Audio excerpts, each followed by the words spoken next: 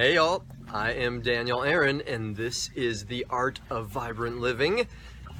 I am so happy that we have Wah here with us today, and I'll say more to introduce her in a moment. Thank you to Longevity Drops, our sponsor for this show, and I'll tell you more about why I use Longevity Drops and what's amazing about them later. And as this is a new show, I will remind y'all, new listeners, new viewers, The Art of Vibrant Living is my opportunity to invite amazing people, and maybe sometimes I'll be on my own, to share with you how you can create your life into something that is phenomenal, beyond amazing, that's vibrant, that's extraordinary. And it's something that goes beyond raw food, beyond yoga, beyond sound. It's something that requires a mindset and a whole way of being in life. And if this is our first recorded show, so not live, I will go through all of the comments though. So if you have questions for me or Wah, feel free to put them into the comments and I'll come back and respond to you. And if you got questions in general for future shows, let me know. I'm having a ball with it and I'm really grateful for y'all being here, interested in creating vibrant lives. Now, a mouthful, right? So to introduce Wah, I'll tell you just first my experience, which is going back a ways now. I don't know, 15, 20 years, something like that. I heard of this amazing CD and all the people in the yoga, everybody in the yoga world was talking about it. That was back in the day when we as yoga teachers were actually using CDs. There was no such thing as a playlist. And there was this album called Shavasana Music. And I remember the first time I heard it in a friend's class, and I just completely melted and went up to the teacher afterwards and said, "What was that?" And then I heard, and then it was only a few months later that I got to go to, I don't know what it was called then, a kirtan maybe, or a performance of some sort, and got the experience of being with Wah in person and hearing her music, and was blown away. And then a few years after that, I invited Wah to come to Bali to our teacher training. And I'll stop talking soon, I promise. One of the things more that I'll say that really impressed me about you, Wah, is you obviously have a great musical acumen, and at the same time you're very innovative and blending of different traditions. You know, you're a yoga practitioner and you bring that to it. You have a lot of musical training and you bring that to it, but not just from the bhakti perspective. You bring an electric side to it. You really, it feels to me like you're innovating something beyond what I've known anyone else in the musical world or in the yoga music world does. Yeah. So. Well, I started music when I was 2 and grew up in a musical family. My mother is still a professional violinist, just talked to her. So I had a lot of musical training, but then I started yoga when I was 17. So a lot of people who are in my field, they like to sing and they like to do meditation, but they don't always run the light through their bodies in a physical practice of yoga. So a dear friend always used to say, well, I do yoga, I do spontaneous downward facing Shavasana. You may know who that is. Krishna Das. I managed him for many years. So, yeah, I mean, vibrant living is really what it's all about. Yoga is continually evolving. And I love the space that we're in. I know y'all can't see it, but you might be able to hear the birds and hear the water running. You know that you're in vibrant living when there are bees around you, butterflies, birds, when there is a cosmos that is harmonious around you. And if that's been killed off, it's unlikely that you're going to be able to find vibrant sources of food and water. So that's where we start. That's a great place to start. Yeah. And I am captivated by a specific line that you said there about running the light through your body, or running the light through you.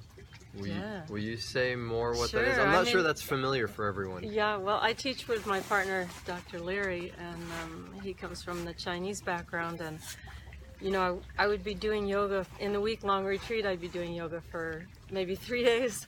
And then the chi starts running through people. And then I'm like, oh, God, I have to do something that is less intense than yoga. And so, like, one of the Qigong moves to pull the light through the body is like you're pulling the light up, right? And then you're allowing the other to come down. So it's just you're pulling up, and then you're pulling up.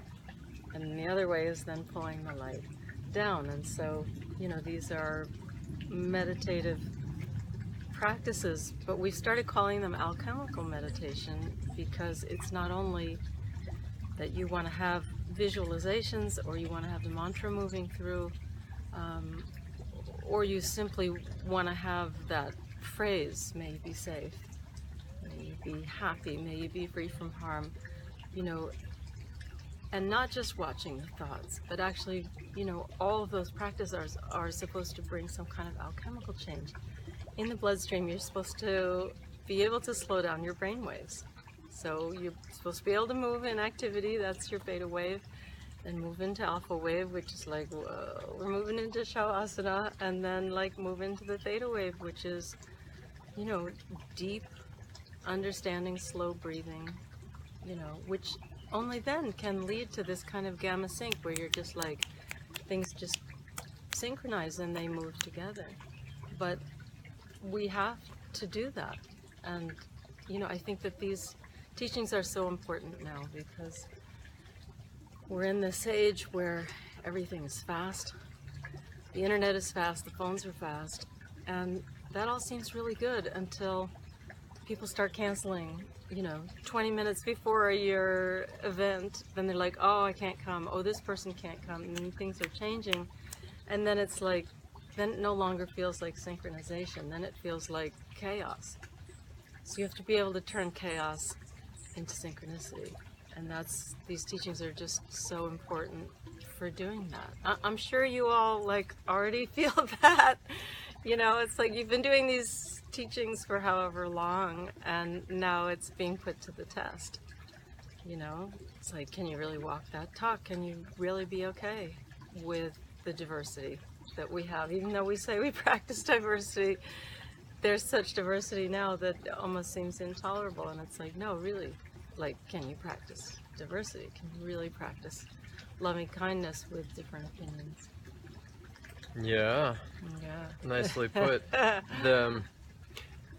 What you said reminded me of one of the injunctives in the yoga realm, one of the directives from Patanjali, the author of the Yoga Sutra. And by the way, since I know that we have a diverse group here, and you all may not know all the terms that we're saying, so I'm going to give you a little quick glossary in a moment. First, I'll give you one more term, though, and that is pratyahara. And what this term, the way it's usually translated is withdrawal of the senses. And echoing on what Wa was saying, we live in an age, an unprecedented age of information. And it's fast and it's voluminous. There's so much that comes at us all the time. And vibrant living isn't something that you really need to learn, because it's something that is inherent to us as beings, to all beings. And if we were slowed down enough, in touch with ourselves, in touch with nature enough, it would be automatic. And hey, this incredible jungle of a kooky world we live in right now, that's challenging to do. So the teachings or the practices that we're talking about are ways to remember and come back to who we are. And I'll say one more thing and then I got a question for you. I used it first, the expression shavasana before, and you all may not know that expression. It's, although as a yoga teacher, I find that a lot of people don't know chaturanga, which is a really difficult pose, but as soon as I say shavasana, they go, oh, I know that one. Translated, interestingly, as corpse pose. And it's it's the also known as the relaxation pose or the integration pose, where you lay on your back. So when Wa was joking earlier about somebody doing spontaneous downward facing shavasana, that's laying on your face. Falling on your face. Falling on your face.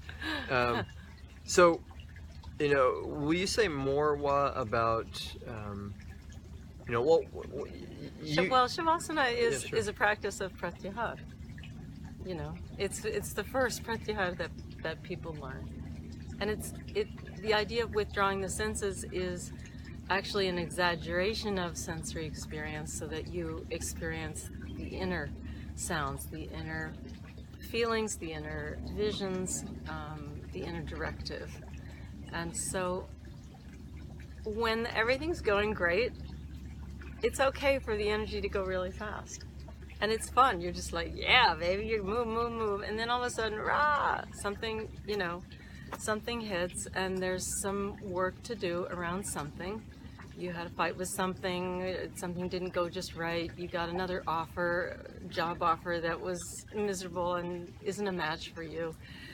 And so then you're like, if you try and go fast when the energy isn't harmonious, then it doesn't feel good. So if you get injured and you continue going fast, that's called pain. And if you're in a relationship that isn't a match and you continue to move really fast, that's called, emotional disturbance. And so the idea with pratyahara is to be able to have something in your toolkit that you can just be like, I know how to do this. I know just the tool. It's not a Phillips head, and no, what we need for this is like the flathead screwdriver, or we absolutely need pliers. And so, when you come to beautiful yoga teacher training, the idea is to get a lot of tools in your toolbox so that you can use them. So, when everything's going great and you're able to do all the poses and you're feeling healthy, great. And the moment that, you hurt your shoulder, or, you start not liking your friends, or maybe your marriage is disintegrating, and then all of a sudden you're like, I'm lost.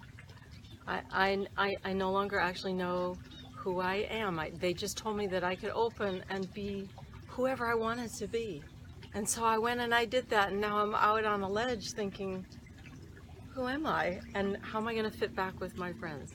Things like these are the kinds of things that happen when you do yoga. There are alchemical changes that happen inside you.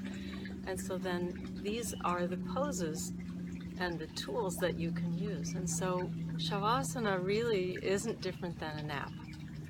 It's a conscious nap, but it's nap time. And so if things aren't going well and you need to slow down, one thing that you can do is a 10-minute nap. And you can do it as a guided visualization. You can do it just by, sometimes I just take a towel and just kind of do a turban over my head in the hotel room so that I can't hear, and I just put something over my eyes and I just put a pillow over my heart so that I'm not receiving anything. And then I just go into stillness. And it's like, if I can just feel myself, it's like this tingling, and you're just like, when you finally let go into the universe, then you're like, and so Shavasana, even by itself, even without a yoga practice, is just you relaxing into the universe and being able to have a reset. And there are many tools for pratyahara, and they're beautiful, and they're really good to know, because you need to reset. When the energy goes off, that's fine if you're going 10 miles an hour, but if you're going 80 miles an hour and the energy's a little off, or you blow a tire, it's very different going 80 miles an hour than it is 10. So you're like, okay, so that's the first thing. You're here, now you're learning your first pratyahara. Take a breath. So you go, okay. And the second thing is, what's happening here? That's your first reset. Now you're a professional. Well, in some ways, what you're pointing to, or part of what I'm hearing, is all of these practices really are about being present, about getting connected to this moment. And it's really amazing how easy it is to get excited with the energy that's revving up, and in a way go beyond the moment or beyond what's happening. So even just now, when you know, asked our friends to take a breath, it's like, oh yeah, me too. Mm-hmm. He's my friend. Yes. and you know, one of the things that reminds me of, you know, in a way what we're doing is talking about tools or techniques or ways of remembering who you are, remembering your innate vibrancy. And practices are most useful when we actually do them. You know, so, right? Because it's not usually enough just to know that they exist. Now, and breath is a great, phenomenal example of this, because raise your hand right now if you're breathing, right? Everybody's breathing, everybody who's alive. And yet, until we stop ourselves, or a yoga teacher asks us, or Wa suggests it, are we breathing consciously? Well, but the breathing digests your food. Your whole body is a mechanism to digest your experiences. And so when things are going well, you breathe well. You're like, look, this air is so nice, like it's just getting moist as the sun is going down, and it's like, that's great. And when things are not going well, you're not breathing. It's just like, that's not a full breath. You know what I mean? You're just like, how's it going? And so you're like, okay, hold on. So same thing. So then you pause and you're like, okay, let me take a real breath for myself. So then you're like, okay. And so what was the thing that was, you know, so it's like, I think you already know how to do all of this. And really, when you do a teacher training, you're just learning, you're relearning what you already know. And so you're just fine-tuning how to be a human being. And you already know how to do that, you know. It's not like if you don't take the yoga teacher training, then it's like, you know, you'll turn into a monkey. It's like, you're human. You know, it's just, you can have a more enjoyable experience and a more inclusive experience, or you can have a more elite, exclusive experience. And, you know, any kind of separation, then it leads to something that is not a feeling of oneness. And oneness is the end-all goal of yoga, this feeling of samadhi. Some means same. Some means all. And so you're absolutely fine with absolutely everything. And if you're not, then you better go down a few notches to some of the other steps and get some tools out of your toolkit. Yeah, nicely said. Well, and since Wa has mentioned a couple times the teacher training, I'll say a little bit more about that. I started leading teacher trainings about 15 years ago because I saw that there was a potential for yoga practices to be more than just a physical exercise thing, which I like, and I love getting a workout, and it's, you know, definitely exercise is part of living a vibrant life. And there is so much more, as we're getting just a tidbit of here, into what yoga can be. So the teacher training that Wa is referring to, she is happily going to be a guest on it, as is her partner James, and they're going to be bringing some healing work and some sound and some music, and, you know, one of many amazing faculty that will be with us. And it's a 26-day immersion into remembering what you already know, remembering who you are. And the thing about that is, well, with all humility, I'll say not all teacher trainings are created the same. Mm-hmm. And, you know, it's great to spend 26 days focused on yoga and healing foods and sound and being an incredible community. And we're really blessed that we get to do it at Omega Institute in upstate New York. And it's really the weaving together of all the elements, from the incredible faculty to the curriculum that works really well, to the science of the asana, the physical postures, to the science of the sound, to the science of bringing a group of people together, what's known in Sanskrit as satsang. It's, I just feel so blessed to be a steward of it in some ways. I'm like the I'm like the orchestra conductor, and I get to lead a lot of it and share a lot about yoga. And then I also get to say, hey, let's bring up some more of Wa, and here's some James, and let's get Edward Clark with Tripsikari Yoga, and weave that all together. And if you're interested, there's information there. You'll see it on this broadcast, and you can reach out to me if you want to learn more about it. It's May 2 through 28, 2018. Now, switching gears though, you started music when you were 2. Yeah. And you got into yoga when you were 17. Mm-hmm. How did those merge, and how are they merged for you now? Yeah, nothing's changed. Musical family, I relate to life through sound, through music. And when I came to yoga, I came in through these little cassette tapes that I heard. There was a friend of the family that was dying of cancer. We used to go to St. John the Divine and listen to him play the flute. And I realize now that he was putting out a meditative vibration through his flute, and he just said, just sit. Everything you need is in the music. And so I did, and it was.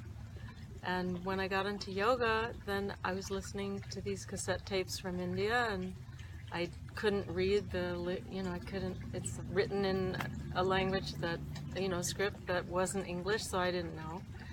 And so it's like Govinda Bobala, which should be Govinda Gopala, And so I was intrigued, like, what is this longing that I'm feeling? What is it that is coming through this music? And they say that it's union with the divine, and so you sing the names of God, they say, and they say God is within. So somehow that all circles back around to say that you're singing to your own divinity, and you're singing in order to call your own divinity to come forward, because you have a choice. This is a free universe. And so you can either choose to be on a free ride, or you can choose to be in service. You can choose to continue the family imprint, or you can choose to reach for something way higher. And so that's why you would come to Daniel's retreat, or any of the wonderful retreats that are out there, is because you're saying to the universe, I can be more than what you see right now. I can be even more amazing. I can be more developed. I can be more refined. I can bring my gifts out even more. And so the sound, as it comes through in the teachings of yoga, is something that you do in order to call your own divinity forward. So you sing to Ganesh and you're like, may everything that has held me back up until this present moment may be washed away, including my feelings of self-loathing and how much I hated her dress yesterday, and how much I hate politics, and my dad telling me that I would never amount to much. Jai Ganesh, Jai Ganesh. May all that be washed away so that I can really come forward, and I can really be of service. I can really shine. And so we all have these patterns within us. It's part of being on the earth. And so it gives us a chance to rewrite those patterns. Nicely said. Mm-hmm. And I wonder for y'all, I know you got value out of what Wa shared in the content, and I'm curious if, as you are sitting with it now, if you notice how you feel, and if you can be tapped into the way Wa's own consciousness changed as she was speaking, and the vibration that comes through.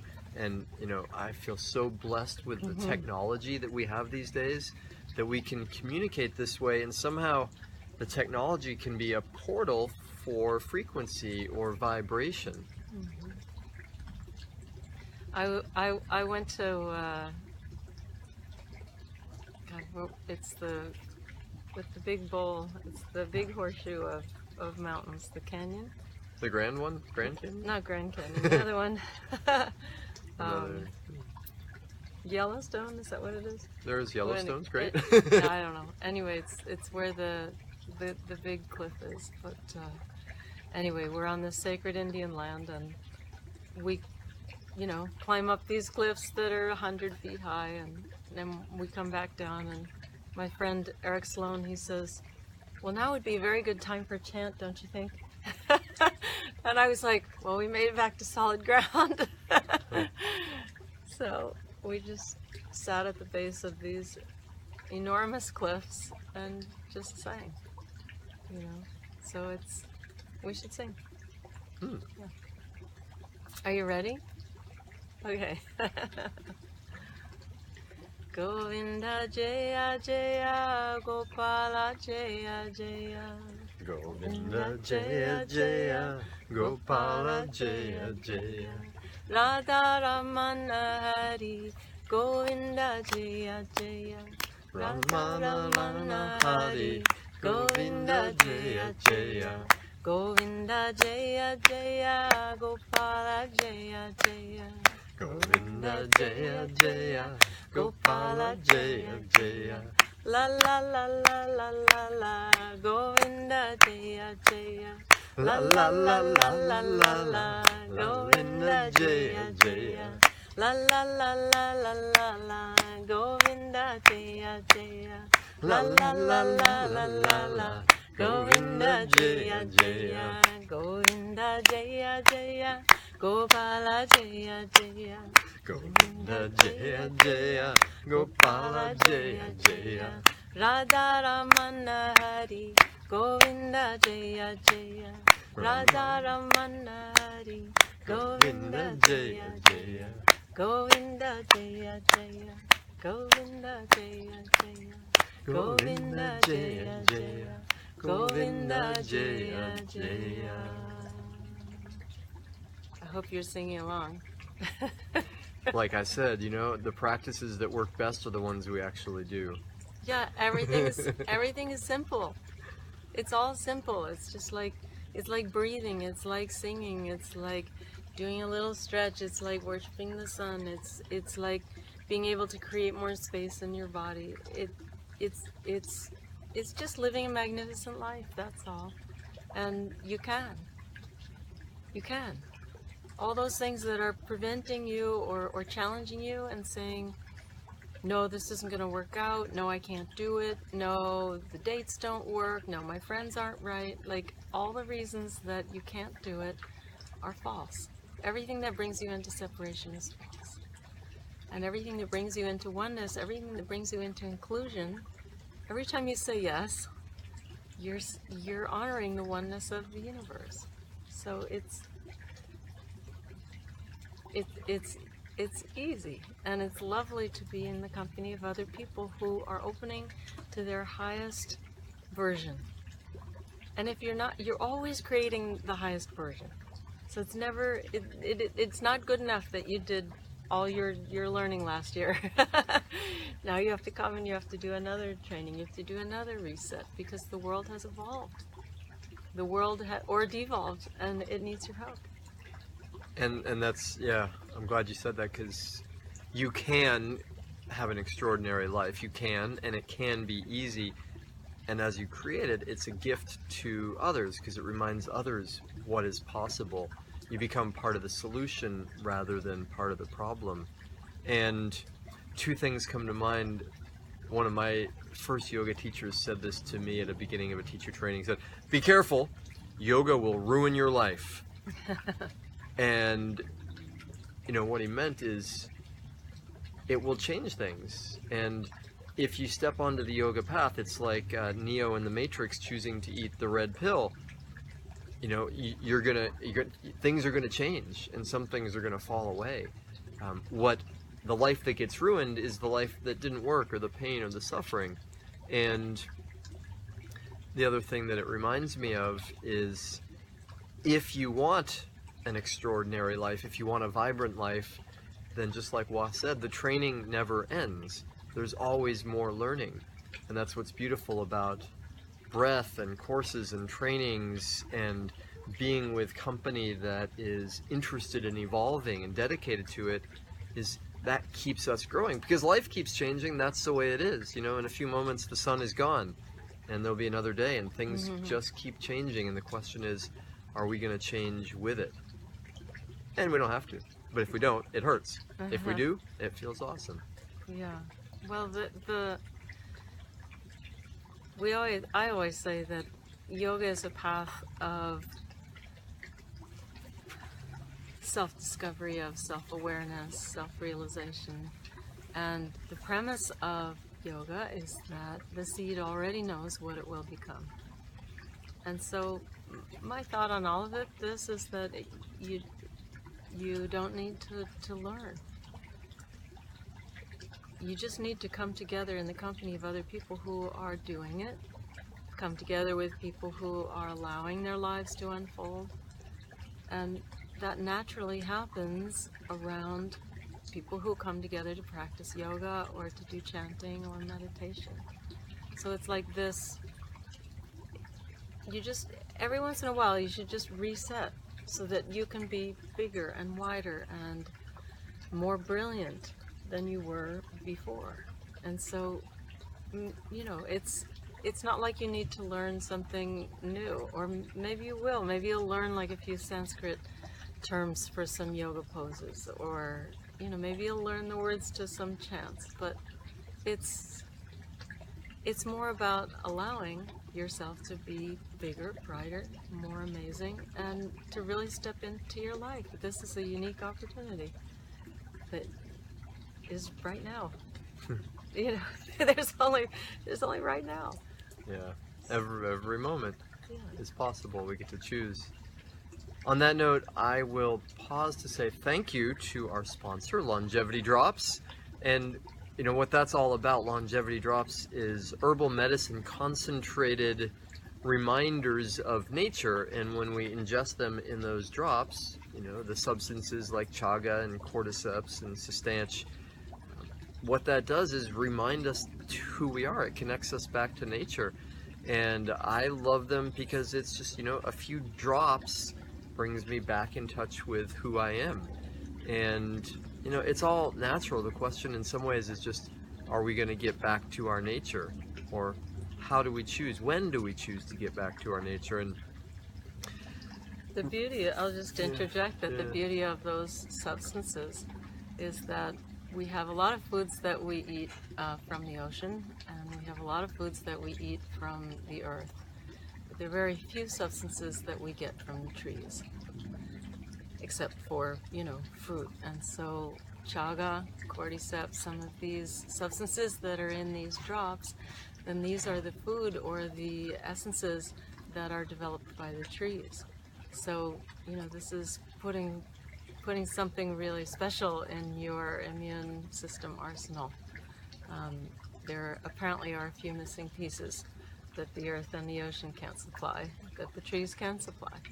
And that includes antioxidants and many other things that are used to combat cancer and autoimmune deficiencies and just toxicity of being alive in an imbalanced natural setting. Yeah, well said.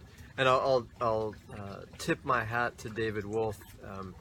One of the things that I loved about David when we first got to be pals and work together is his commitment to quality and to making things really as good as they can get, and that's well evidenced in the Longevity Drops. And that's something I guess that he and I share, and part of why I invited him to be faculty on the teacher training too. So again, our teacher training, Vibrant Living Yoga teacher training, May 2 through 28. If you're not into being a yoga teacher, perfect. You're probably even a better candidate if you just want to transform, have fun, go deeper into these practices. Awesome. You may find out later on that you actually become a teacher anyway. It's interesting how that can happen. And if you're wanting to go a little bit smaller, 4 days, the Radiant Life Activation is May 2 through 6, also at Omega Institute, and you can get all the info for that here. And since the light is getting to that sweet point, and my daughter is starting to beckon us toward dinner, perhaps we shall conclude. What haven't I asked you, or what else would you like to share, Wa? You're amazing. Whoever you are out there, you're amazing. Don't let anyone tell you different. And what happened as soon as she said that in your mind? Did you say, yeah, I am, that's right, I'm it? Or did your mind go, yeah, not really? And either way is okay.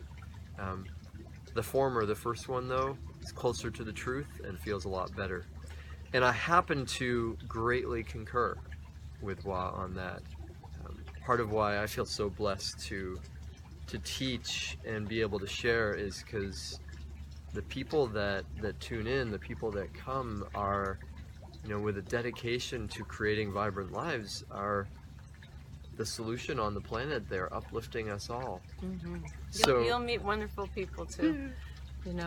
Daniel has all the people from Bali and Japan, and it'll be a very diverse group of people. It'll be very international.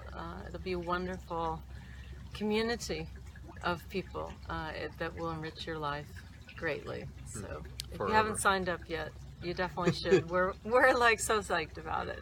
Yeah. So hope to see you there. And Wa, thank you for taking time and being with us today, and for being such a conductor of light yourself in the world and sharing with us. Hey, namaste. Yeah. And y'all, thanks for tuning in. Thanks for being interested and activated in a vibrant life. I'm Daniel Aaron. This has been The Art of Vibrant Living, and we'll see you soon.